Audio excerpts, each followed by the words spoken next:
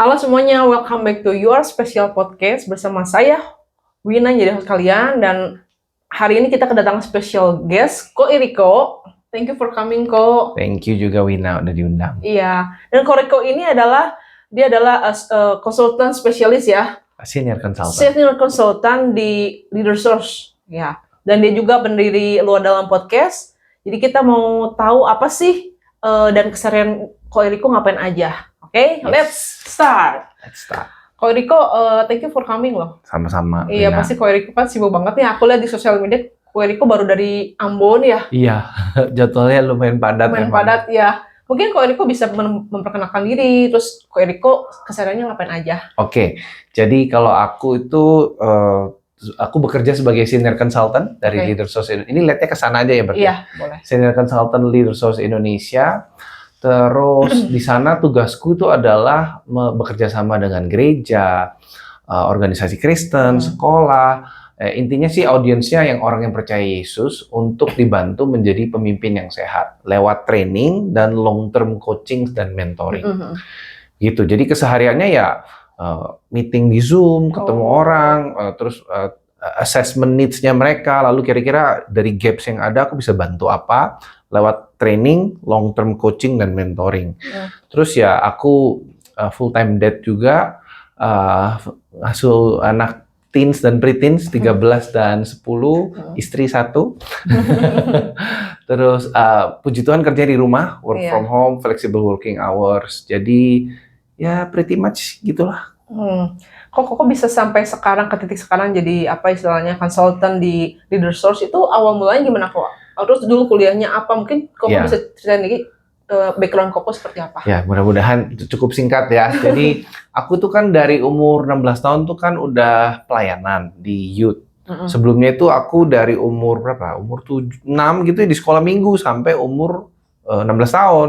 Karena dulu nggak tahu tempat youth di mana di Surabaya, GPPS Surabaya. Terus masuk ke youth group. Youth group di situ aku pelayanan jadi macam komsel leader gitu ya. Komsel leader. Nah, di komsel leader itu aku di mentoring sama mentorku dulu Kak Sam di GPPS. Terus ya di mentoring dibilang bahwa kalau kita melayani, kita jadi pemimpin kita harus melayani. Jadi kita ngosek WC. Itu pemimpin tuh. Terus bersihin ruang ibadah 300 orang. Cuci piring, padahal di rumah nggak pernah ngosek WC, nggak pernah ngepel, nggak pernah nyapu gitu kan. Terus angkat aqua galon dari lantai 1 ke lantai 5. Jadi karena itu aku jadi ngerti tentang leadership gitu secara praktis ya waktu itu ya, secara praktis. Terus juga bahwa aku belajar untuk sharing life sama others, bantu orang lain untuk bisa kenal Tuhan. Dan dari situ adalah menurutku itu benih awalnya ya, benih awal secara konteks pelayanan. Terus ya pindah Bandung, habis itu aku selama 3 tahun melayani di sana, terus pindah Bandung selama berapa ya? 8 tahun ya. Aku melayani bagian dari leadership team dari Youth GKPB Bandung. Waktu itu sama Citeti dan Ko Jeffrey. Terus habis itu aku ke YWAM ikut DTS sama School of Worship di Perth. Istriku DTS di Bali, di YWAM Bali. Nah, aku waktu itu ada punya alasan kuat untuk ikut DTS itu karena I was very wounded. Jadi aku anak pertama dari 11 bersaudara, dari 5 mama yang berbeda. Jadi papiku kawin 5 kali, cerai 4 kali.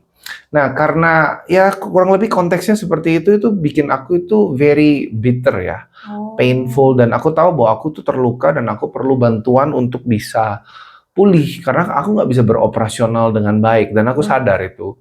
Jadi waktu itu salah satunya aku rasa YWAM adalah tempat yang baik untuk aku berproses bersama Tuhan dan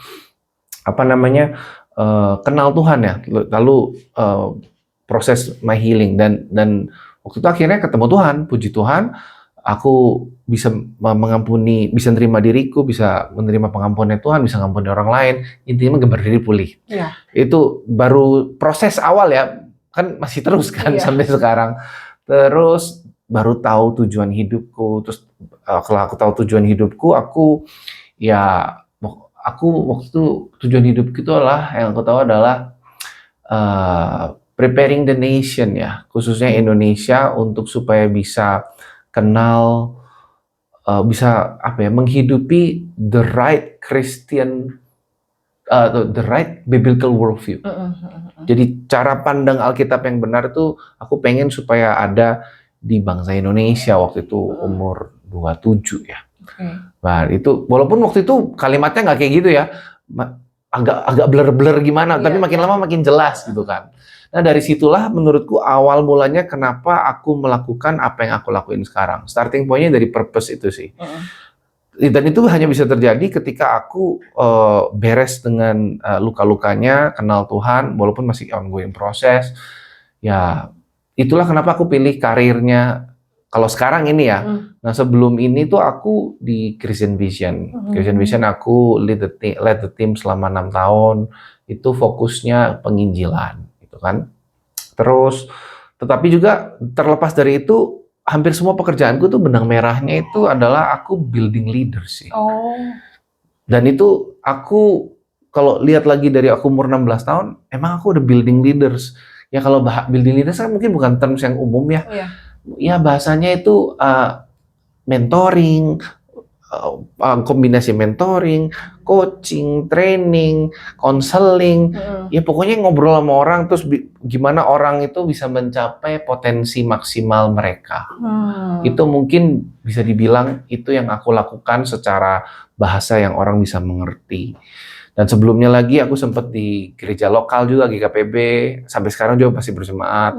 Terus sebelumnya salah satu pelayanan pertamaku, kerjaan pelayanan ya, adalah di Compassion Indonesia. Itu aku sebagai Leadership Development Program Specialist. Aku mentoring 100 anak dari 10 kota untuk jadi pemimpin bangsa dari kemiskinan ekstrim.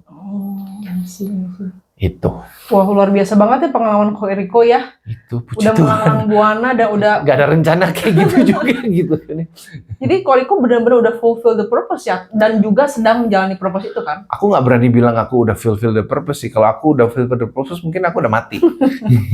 Aku siap mati sih kalau udah fulfill the purpose. Tapi aku rasa aku belum. Tapi sedang menjalani panggilan itu ya Ko ya. Aku rasa seperti itu. Jadi Koko tuh kayak taunya tuh kan berarti kan setiap orang kan ada gift yang beda-beda kan Koko ya gitu. Ada gift leadership. Aku juga ada sedikit lagi gift leadership. Jadi Koko tuh kayak menyadari itu tuh kayak kapan gitu kayak oh ya ini gue tuh kayak mau build leaders kayak gitu. Ada nggak sih kayak momen-momen okay, this is what I have to live for gitu. Aku rasa mungkin nggak bisa dibilang satu momen ya. Itu lebih kayak akumulasi dari beberapa momen. Moment of truth, teaching moment, suffering juga. Suffering teaches a lot of things. Sama ya pengajaran. Menurutku cukup holistik sih kalau mau di mapping itu cukup holistik. Mungkin kalau mau yang praktisnya ya, itu mungkin mulai aku memang lebih kepada leaning ya. Leaning itu lebih suka spending time itu dengan orang. Aku dengerin masalahnya. Lalu kira-kira aku bisa bantu apa? Nah itu tuh dari SMP itu aku ternyata seperti itu, nggak sadar seperti itu kan. Tapi by insting. Cuman itu tuh agak ketutup kesadarannya karena luka ternyata. Jadi luka itu bisa membuat kita itu menjadi kehilangan jati diri gitu kan. Karena kita very fixated, terlalu fokus sama luka itu. Jadi setelah lukanya itu dipulihkan, baru semuanya jadi lebih make sense. Dan ya makin sekarang juga makin lebih make sense lagi sih. Jadi mengenal diri sendiri mungkin awalnya yang bagus itu adalah ketika aku udah mulai proses pemulihan luka itu jalan. Menurutku itu salah satu poin penting. Jadi kalau teman-teman misalnya pengen tahu tujuan hidup, starting point adalah know yourself. Ketika kita know yourself, kita tahu kita ini sakit atau enggak, luka atau enggak, baru kita cari Tuhan. Terus baru cari pengetahuan. Kalau aku dulu baca bukunya, salah satu yang membantu adalah Purpose Driven Life dari Rick Warren itu. Nggak hanya baca, tetapi dihidupin. Apa yang diajarin di sana, aku chapter by chapter itu aku apply. Very simple, very simple. Terus ada alat yang membantu lagi adalah kayak macam tes psikologi. Tes psikologi sederhana, mau yang berbayar gratis, itu aku kumpulin sekarang PDF-nya itu ada 10. Ketika aku masukin AI, minta itu rangkum bagaimana dia baca itu, oh itu make sense. Terus dalam proses juga kan pasti juga nggak lepas dari orang-orang ya, yes, orang-orang juga yang ngebantu Koko untuk pulih. Mungkin bisa ceritain dikit siapa yang maksudnya ngebantuin untuk pulih, atau ada Koko juga ada mentor? Ya, mentor ada banyak sih. Jadi kalau saran sih kalau bicara mentor kita harus punya constellation of mentor. Jadi kita punya mentor tuh lebih dari satu. Jadi kayak constellation bintang tuh di sini Iya, iya. ada. Basisnya apa? Kategori kalau menurutku. Oke. Kalau menurutku yang Iya, works iya. for me itu kategori mentor family, mentor spiritual, mentor general, teknologi, anything. Iya, betul, Ya, betul. jadi selama memang ya mutual ya. Iya. Mutual itu. Terus ya mentor sangat membantu sih, sangat justru menurutku itu mungkin 50%-nya. Kalau nggak ada mentor, mungkin akan sulit untuk bisa make sense semua pengetahuan tadi, make sense semua tes tadi, make sense semua suffering, spiritual journey juga. Karena mereka yang modeling, mereka yang consult, mereka yang kasih comfort juga, mereka yang ya, bantu semuanya. Itu kayak reparenting lagi ya. Oke.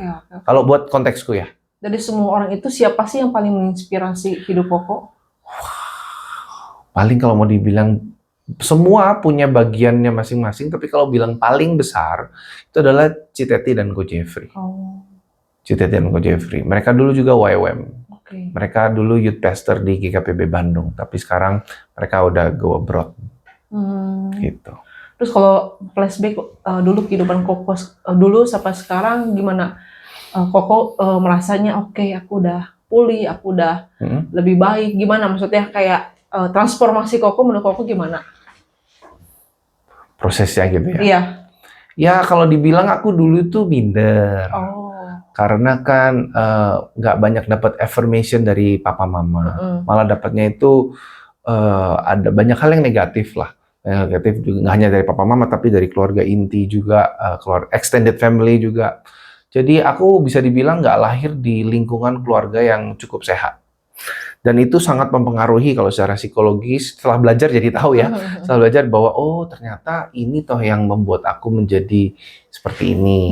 Nah akhirnya itu terus dia nggak tahu tujuan hidup berarti kan, kalau nggak kenal diri sendiri nggak tahu tujuan hidup. Jadi terus berikutnya karena dapat misrepresent otoritas dengan cara yang kurang sehat, jadi lihat ke Tuhan itu jadi ngaco.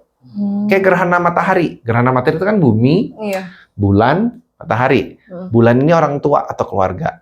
Kita dapat cara pandang yang salah karena mungkin kepahitan atau kesel atau benci sama papa mama atau keluarga. Kita lihat Tuhan lewat mereka. Gitu. Jadi cara pandang kita kepada Tuhan sangat dipengaruhi cara pandang kita kepada orang tua. Itu salah satu faktornya, bukan hanya itu ya. Jadi setelah itu membuat aku jadi ngelihat Tuhan tuh secara nggak sadar ya. Tuhan tuh jahat. Tuhan tuh nggak peduli, Tuhan tuh ya maunya nuntut aja. Aku nggak merasa Tuhan sayang sama aku.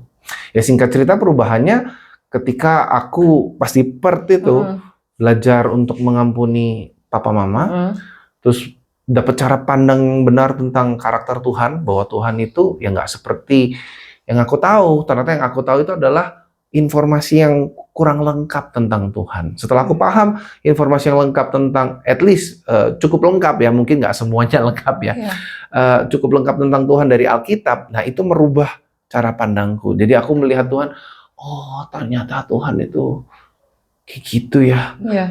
Tuhan itu nggak cepat marah, the Lord is gracious and compassionate, slow to anger, kayak gitu. Dan itu merubah, aku akhirnya bisa berdamai dengan diriku.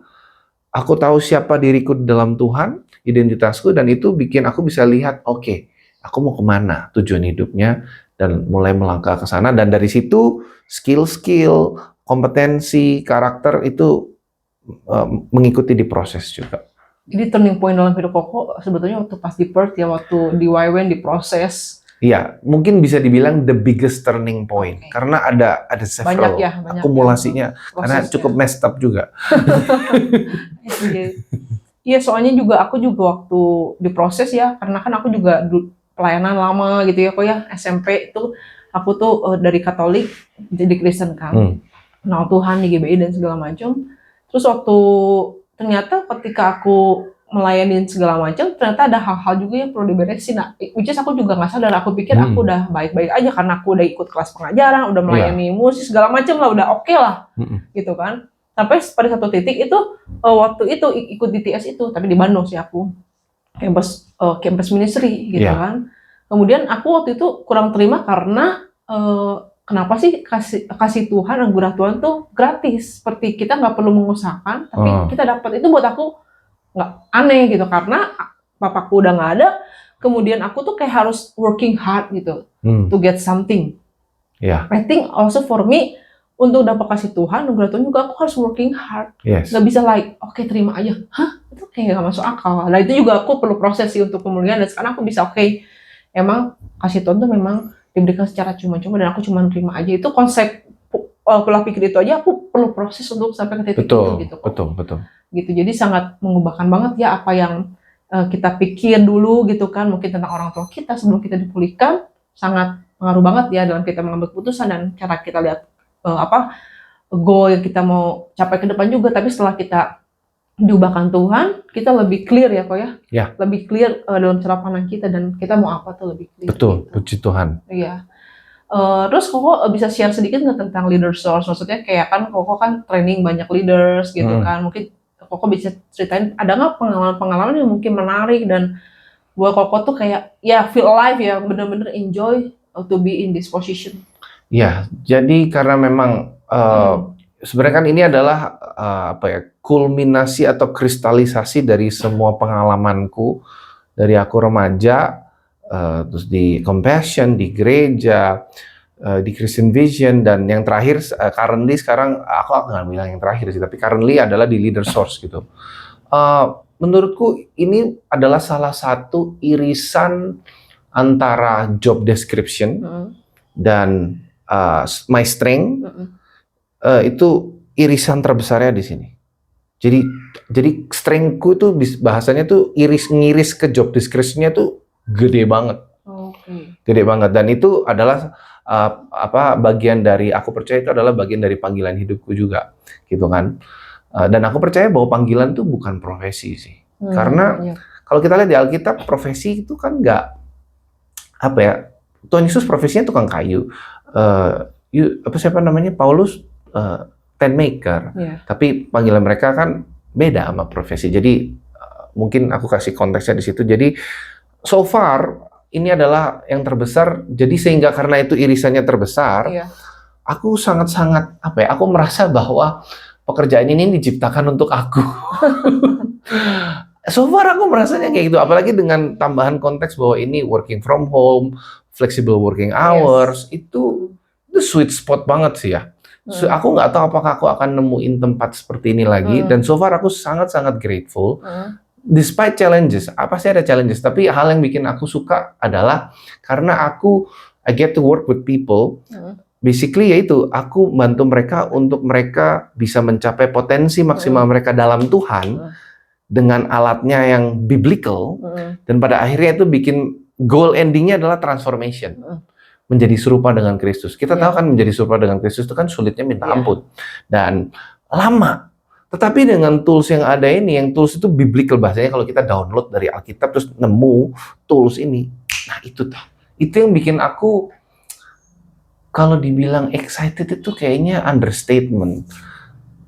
Sangat super zealous, passionate tentang itu. Alive banget ya. Iya. Jadi karena I get to see people transform. Dan itu bukan karena gua, tetapi gua menjadi bagian di dalamnya untuk bahasanya memicu itu, men-trigger itu luar biasa. Nggak bisa dibayar pakai uang mau berapa juta, triliun tuh nggak bisa. Mungkin Koko bisa share ada pengalaman ketika Koko equip people gitu terus dia berubah. Ada nggak pengalaman? Ada. Jadi waktu mereka, aku kalau jelasin nanti terlalu kompleks, aku harus simplify. Bahasanya ketika mereka apply the principle, the concept into their life, mereka ngalamin bahwa, kok aku berubah ya? Kayak contoh ada di sekolah nih. Aku nggak sebutin sekolahnya di mana, tapi di Bandung, guru-gurunya pakai prinsip itu untuk di dalam kurikulum Merdeka. Di-apply, karena itu seamless banget, integrate. 6 bulan mereka nggak sadar, mereka udah lakuin itu. Kepala sekolahnya telepon gua, kok lu apain ini murid-murid gua? Kenapa gitu kan? Iya, murid-murid gue sekarang tiap siang, ini kepala sekolahnya, makan tuh di ruang guru, nyanyi-nyanyi, hore, bercanda. Pokoknya, oh gitu, gue langsung meluncur ke sana kan. Tanya, ini hal yang baik atau bukan? Oh baik, oh sudah. Puji Tuhan, gue kira kan bukan hal yang baik. Terus, pernah terjadi nggak sebelumnya? Belum pernah. Terus jadi, kenapa kok bisa kayak gini? Gurunya bingung. Nggak sadar mereka, ya kita cuma nerapin apa yang kita planning 6 bulan lalu kok, dengan prinsip apa itu semua. Mulai-mulai sekarang jadi aktif, belas kasihan lebih tinggi. Mereka spesifik pakai kata-kata itu. Belas kasihan lebih tinggi, inisiatif tinggi, nggak takut lagi dengan guru dalam arti hormatnya itu sehat gitu loh. Terus bisa apa ya, lebih peduli dengan teman-temannya. Terus gue nanya, ini ciri-ciri murid yang kalian inginin nggak sih? Iya, iya banget gitu. Dan ini terjadi dalam skala massal. Aku nggak berani bilang bahwa ini pasti akan terjadi dalam skala massal karena ada banyak, kita kan nggak pasang CCTV juga ya, nggak bisa baca isi hatinya orang gitu kan. Jadi ada banyak prinsip sekali yang beririsan dan salah satunya mungkin adalah prinsip yang diajarin dan itu luar biasa sih. Mungkin Koko bisa share like one of the values atau prinsipes yang Koko ajarin ke mereka gitu biar kita juga belajar sedikit gitu kok. Ini perlu 12 jam training. Tapi basically holistik ya. Jadi kalau kita mau bertumbuh, kalau bahasanya itu kalau aku pakai istilah makanan ya. Kalau kita makan, bayangin makan samcan sama martabak tiap hari selama 3 bulan berturut-turut, apa yang terjadi? Ya pasti kolesterol lah, sakit lah, apalah. Lebih cepat ke surga lah ya. Iya. Nah itu yang terjadi kalau kita bertumbuh, itu kita pikir hanya di area, let's say, intimacy with Christ. Bayangin kalau misalnya Wina bertumbuh selama sampai 30 tahun ke depan adalah intimacy with Christ saja. Terus lalu ada orang datang ke Wina sakit, minta tolong. Pandangan Wina, karena Wina hanya punya pandangannya intimacy with Christ, ya yang bisa Wina lakukan adalah berdoa. Iya. Tetapi kan doa baik, tetapi dia perlu, selain doa dia perlu hal yang lain. Iya. Yang tangible. Nah itu sih salah satu kalau mau dibilang area pertumbuhan. Kalau kita mau bertumbuh, kita harus bertumbuh secara holistik. Dan di Alkitab dibilang kita bertumbuh itu harus based on loving God and loving others. Terus habis itu karakter kita juga harus bertumbuh. Terus calling kita juga harus terus bertumbuh. Kita pikir kan calling kan cuma sekali aja tahu beres. Oh enggak, ada stewardship-nya. Baru kita sudah tahu calling, a glimpse of calling kita, maka developing our skill itu jadi lebih make sense. Karena kita hanya develop skills yang bantu kita achieve our calling. Nah, pertanyaan besarnya adalah gimana caranya grow into that 5 area. Caranya selama ini yang kita lakukan kalau kita mau mentoring orang, isinya kan apa sih? Ibadah, doa, baca buku.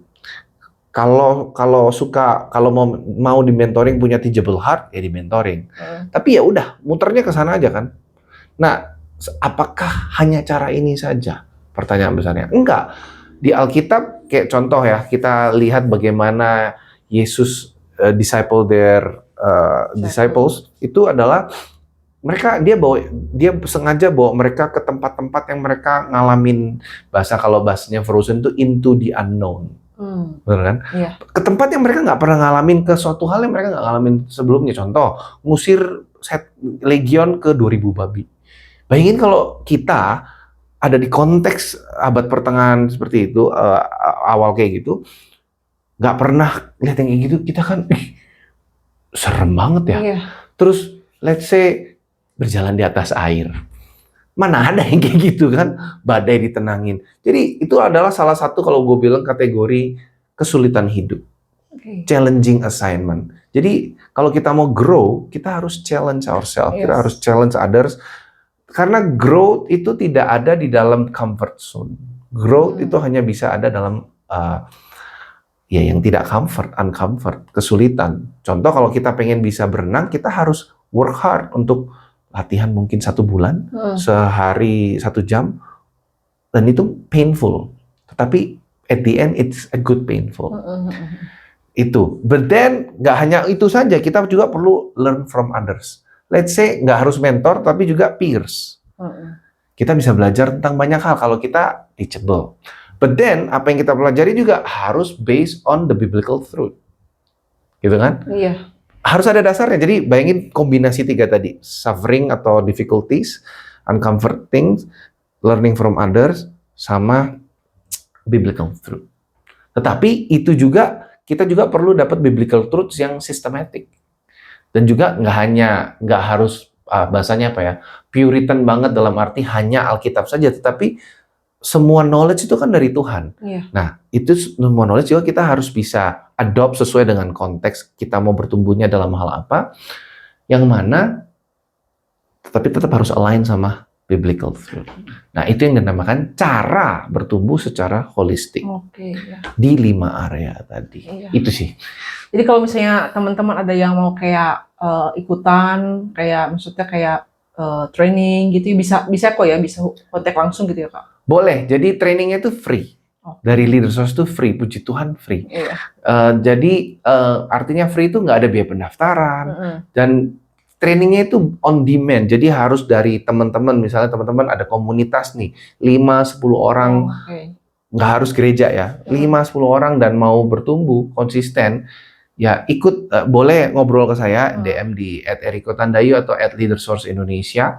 Itu untuk ngobrol nih, needs-nya apa, nanti aku assess needs-nya, dilihat, lalu dari antara needs sama tempat mereka sekarang, gaps-nya itu sejauh mana. Nah, gap itulah yang aku coba tutupin lewat training sama long term coaching. Jadi kalau sulit untuk onsite, ya teman-teman di Bandung mau onsite boleh, tapi kalau di luar Bandung mau online juga boleh, atau di Bandung online juga nggak apa-apa. Yang mana yang paling enak buat teman-teman, gitu sih. Soalnya penting sih kok ya untuk kayak discipleship ya, untuk this generation ya, karena kan kita nggak cuma ibadah gereja doang terus. Nah itu dia. Kan? Iya, kalau memang ibadah gereja itu ini aku agak kontroversial tapi aku akan ngomong. Kalau memang ibadah gereja itu adalah hal yang paling main thing, kenapa Tuhan Yesus nggak role modeling itu? Ya nggak? Kalau memang iya, ibadah gereja, ibadah baik, aku setuju. Tetapi kalau itu yang paling penting, Tuhan nggak akan keliling Israel kan? Tuhan bisa aja stay di sinagoga atau gereja pada saat itu. Petrus departemen pujian penyembahan, Filipus logistik, Yohanes hospitality. Suruh aja ribuan orang datang tiap hari di situ. Kalau memang settingannya seperti itu yang paling penting. Jadi kita harus challenge status quo sih. Iya.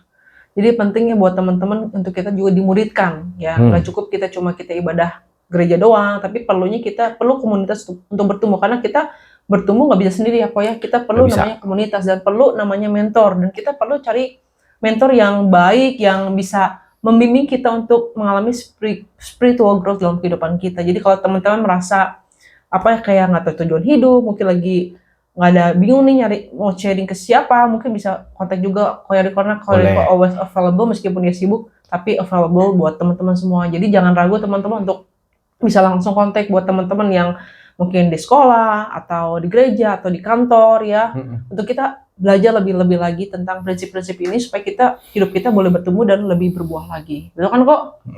Dan kok aku juga mau tanya soal podcast Koko Luar Dalam. Podcast itu kan aku lihat Legacy for My Daughters ya gitu. Gimana sih awal mulanya kok bisa ada podcast itu? Jadi itu kan awalnya tuh pada saat pandemi. Salah satu teman gue tuh kan meninggal karena COVID, anaknya 4 waktu itu. Terus gue mikir, waduh, gue juga bisa meninggal kapan saja kan. Tapi maksudnya ada banyak sekali yang aku alamin yang sangat berguna bersama Tuhan tuh, aku pengen share ke anak-anakku. Karena dulu kan suka nonton film kungfu ya, kan suka ada kitab-kitab warisan yang isinya ilmu-ilmu. Nah, gue pikir kalau gue nulis kitab atau nulis buku, aduh, males sih nulis buku, susah juga gitu kan. Gue ngomong lebih gampang. Waktu itu pas dapet giveaway mic USB dapet, ya udahlah gue iseng bikin podcast. Kayaknya seru. Akhirnya gue konsepin pelan-pelan, belajar cara bikin podcast itu gimana. Awalnya itu aku sendiri, baru nextnya aku coba invite guest. Tapi semuanya itu aku nggak pengen, jadi karena I'm a man of purpose. Jadi kalau nggak ada purpose aku nggak mau, nggak ada purpose yang jelas aku nggak mau. Aku selalu fokusnya dari purpose dulu.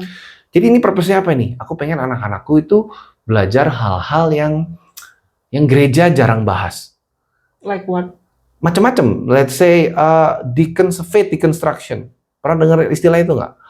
Faith deconstruction itu adalah kalau suatu hari kita questioning our faith, what should we do? Gereja nggak pernah ngajarin itu. Enggak. Nah, tetapi itu real. Itu isu yang real. Makanya kenapa ada banyak orang ateis atau di persimpangan jalan. Itu real. Dan semua orang yang in their 18 to 29 atau 30 itu akan ngalamin itu. Semua akan, bahkan kalau itu belum beres akan move on sampai mati. Harus ada yang bantu dong. I've been through that. Aku udah ngelewatin itu dan aku menang bersama Tuhan. Sayang dong kalau anakku nggak tahu ini. Iya. Nah, jadi dan ada banyak episodenya ya, udah ada 40 episode, udah 3 tahun setengah.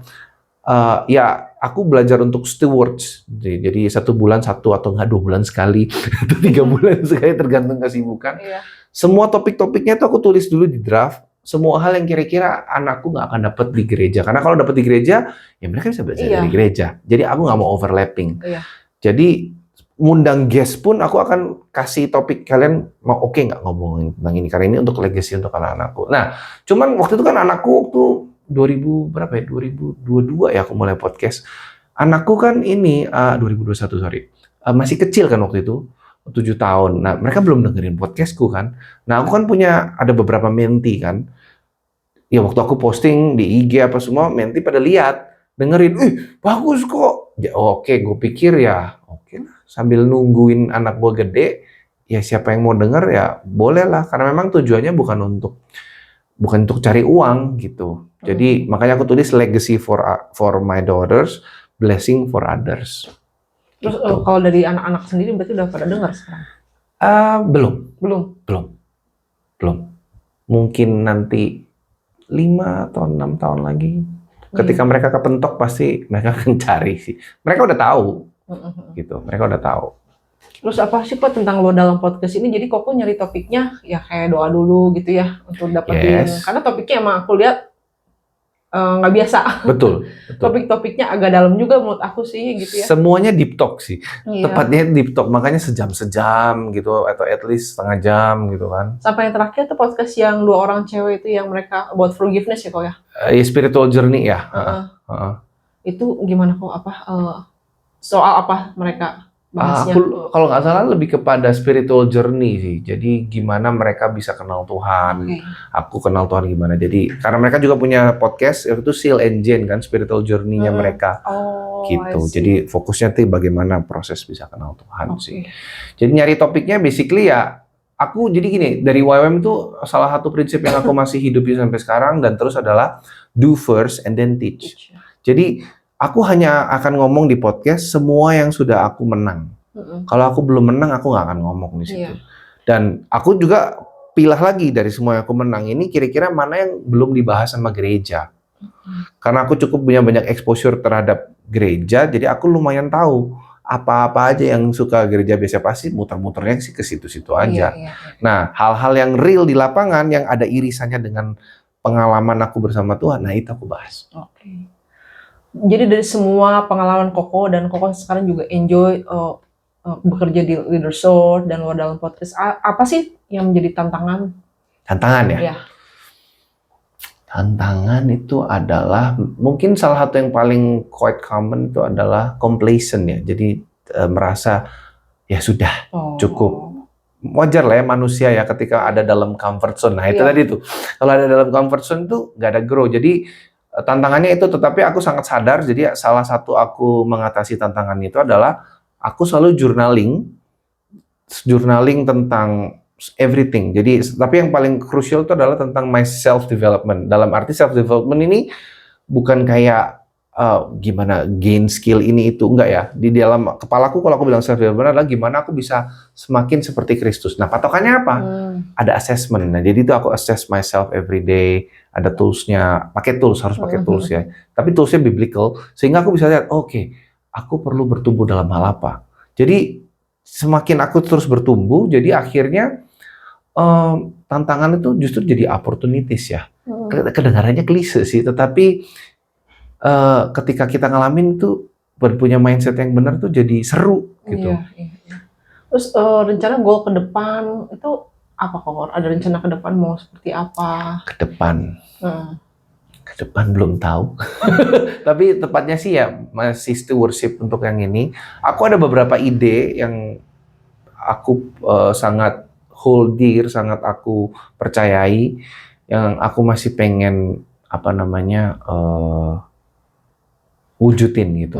Tapi mungkin karena ini masih mentah, jadi aku mungkin belum bisa share dulu sih. Tapi so far mungkin sekarang ya masih kalau mungkin nggak bisa, jangan panjang lah ya, jangka pendek ya. Mungkin kedepannya jangka pendek adalah kita masih pengen bring movement dalam healthy parenting. Jadi parenting tetap pakai mindset yang tadi di 5 area tadi, menggunakan 4 cara tadi, dan itu powerful. Kita udah hidupin, kita pakai untuk hubungan suami istri, kita juga udah pakai selama 2 tahun lebih parenting anak-anak kita, dan hasilnya ya itu tadi aku bilang, transformasi, berubah, kitanya berubah, anak berubah, menjadi seperti Yesus, dan itu powerful. Dan kita pengen ada banyak parents di Indonesia dulu supaya bisa realize itu mungkin awalnya, dan mungkin consider untuk adopt, karena ini free.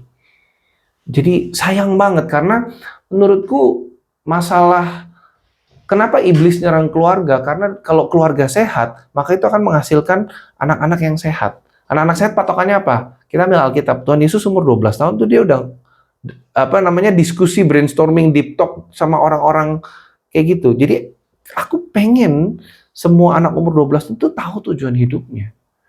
Dan aku udah lihat glimpses itu di anakku yang umur 13 juga. Dan itu kayak, gua yang broken home, istri gue juga broken home. Tapi Tuhan kasih kesempatan ini karena kita stewards, biblical principles apply, itu luar biasa. Iya, betul. Maksudnya nggak ada yang super spesial gitu dari kami, selain kami hanya stewarding biblical principle itu dengan ya ada gagalnya lah, maksudnya ya dengan setia gitu kan.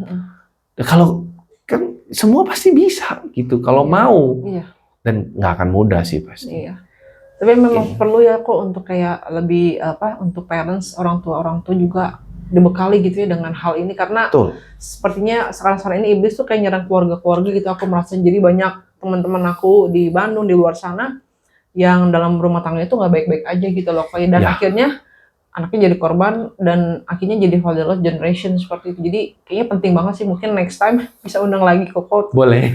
Tapi fokusnya lebih ke parenting kali ya. Iya, karena kalau aku mau bilang sih bukan sekarang ya, dari dulu. Jadi iblis itu salah satu strategis perang yang sangat ulung, karena udah ribuan tahun kan.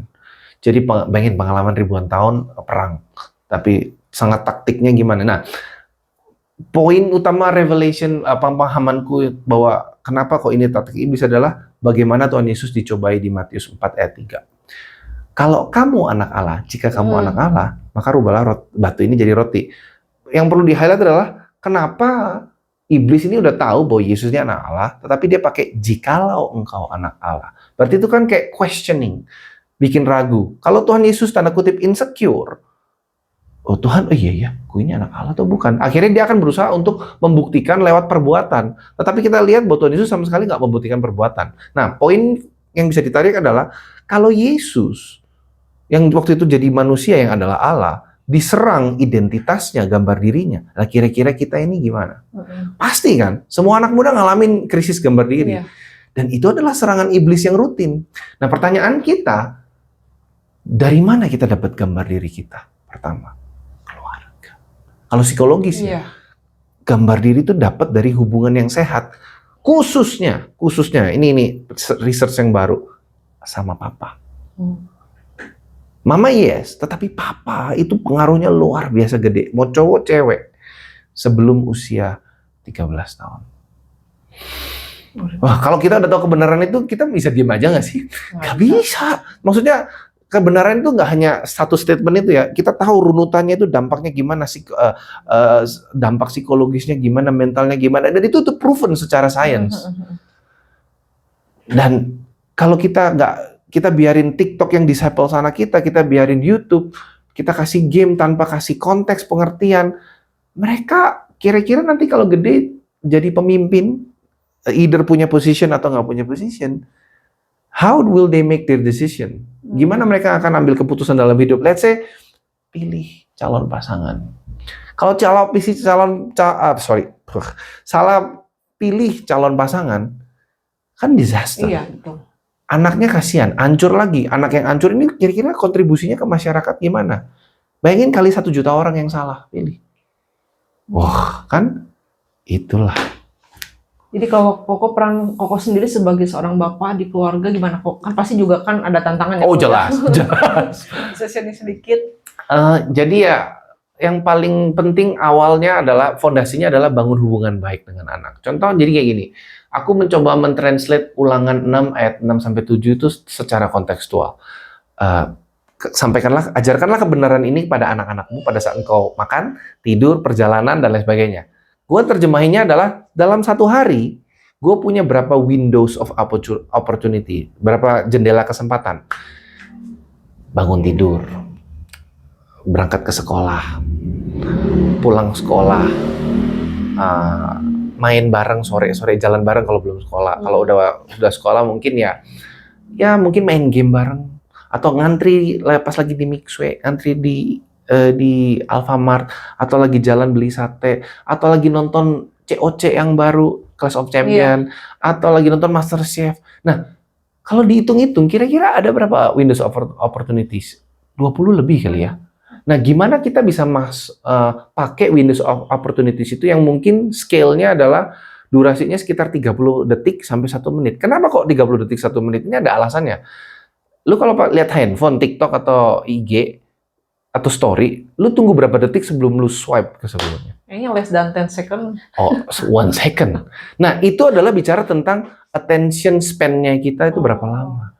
Nah, anak-anak attention span-nya lebih singkat atau lebih panjang dari kita? Lebih singkat kan? Nah, bayangin 3 detik pertama kita ngomong itu boring, mereka nggak akan dengar.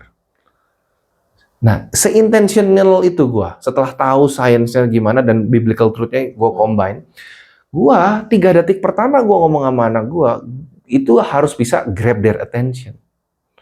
Nah, di situ bagaimana gue bisa convert itu, translate itu menjadi sebuah light spiritual conversation atau light biblical conversation atau light life conversation. Jadi kalau dari temen gue dulu ngajarin gue adalah turning banana into Jesus. Jadi ada prinsipnya kita bisa rubah apapun konteks yang kita lagi hadapin lagi, karpet, pintu, lighting apa semua, kita bisa rubah itu jadi biblical conversation. Jadi kalau misalnya banana, lu tahu nggak Kak Kara, misalnya anak gua kan, Kak, pisang itu enak ya kalau pas dimakan ya, dibuka ya. Nah tahu nggak waktu kita percaya Tuhan tuh hidup kita itu kayak pisang loh. Sebelum kenal Tuhan tuh kita ketutup, tapi waktu kita tahu Tuhan, ada terangnya Tuhan, hidup itu tuh kayak dipil. Wow, satu persatu. Nah, tapi kan itu it didn't came instantly like that. Latihan. Cari salahnya di mana. Jadi kan kita nggak tahu kapan windows of opportunities datang kan. Jadi kita harus siapin amunisinya dong. Dari sekarang belajar dong. Jadi parenting nggak bisa ngeflow.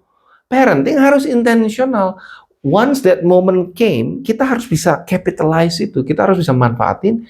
What are you gonna teach? Tapi balik lagi ke prinsipnya, do first, then teach. Iya dong, combine semuanya itu. Gak mungkin kita nggak intentional, nggak mungkin nggak ada dampaknya.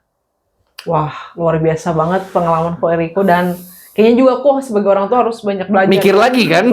Banyak bagaimana bisa apply to my sons gitu ya, yang sulit. Kami juga kadang-kadang setiap hari belajarnya tentang gimana ya membesarkan anak kita dengan baik sesuai dengan hatinya Tuhan. Itu sangat nggak mudah banget sih. Anaknya cowok atau cewek? Cowok dua-duanya. Suka main game kan berarti?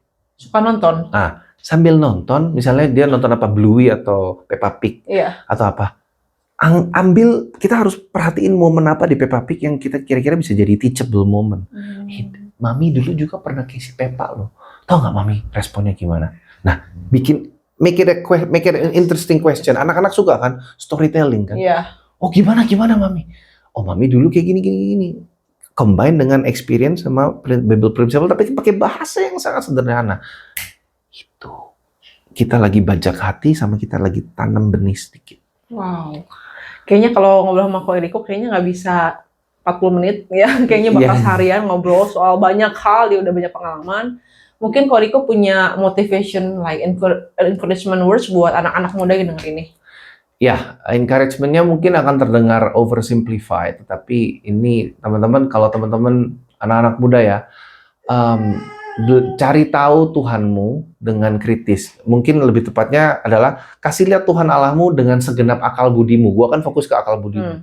Jadi jangan jangan ignore akal budi, logika, critical thinking. Pakai itu, tapi cari tahu tentang evidence. Kenapa teman-teman harus percaya sama Tuhan secara logis, secara sains.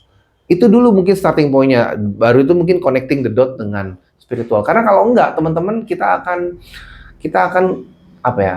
Nggak tahu kenapa teman-teman percaya apa yang teman-teman percaya. Iya. Karena kenapa kita percaya itu lebih penting dulu. Nah, dari situ mungkin nanti turunannya akan banyak sih, sehingga teman-teman bisa lebih iman teman-teman tuh lebih make sense dalam dunia sehari-hari. Itu sih. Oh, thank you so much buat waktunya. Aku Ya. sangat diberkati dan teman-teman juga pasti sangat diberkati. Tuhan. Dan terus diberkati dalam pelayanan, pekerjaan, dan keluarganya, apapun yang kau lakukan, biar itu jadi berkat buat yang lain. Thank you, Mina. Ya. Thank you teman-teman udah dengar You Are Special Podcast hari ini. Pastinya teman-teman diberkati kan? Jadi jangan lupa untuk like, komen, dan share, dan bagikan video podcast ini supaya teman-teman juga diberkati. Jangan lupa You Are Special dan Tuhan memberkati. Bye-bye. God bless you.